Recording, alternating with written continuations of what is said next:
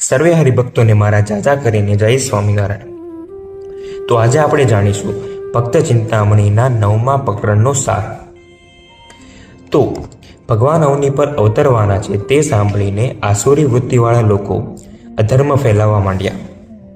તેઓ બધા જ વર્ણમાં દેહ ધરીને બધાને પાપનું કર્મ કરાવવા લાગ્યા, અને હજી બાકી હતું તો સાધુ અને સંન્યાસી બનીને આસુરી વૃત્તિવાળા લોકો બધાને અવળા રસ્તા બતાવવા માંડ્યા। પિતૃના શ્રાદ્ધમાં માંસ નાખે, યજ્ઞમાં નિર્બળોની બલિ ચડાવે, શાસ્ત્રોના અર્થ ફેરવીને પોતાને જે કરાવવું હોય તે કરાવે।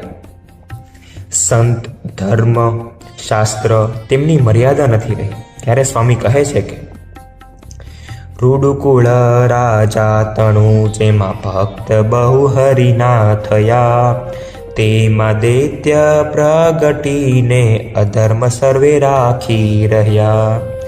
ભળુકુળ બ્રાહ્મણ તણું જેમાં સદગ્રંથ અતિ નિર્મળા, તેમાં અસુર અવતરી કર્યા ગ્રંથ અર્થ અવળા।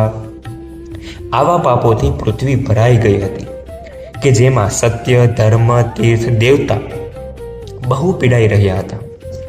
ત્યારે અતિ પીડા અધર્મથી ચરાચર સહુ પામ્યા, ત્યારે ભક્તિ ધર્મ ઋષિ પ્રગટ્યા કરી દયા।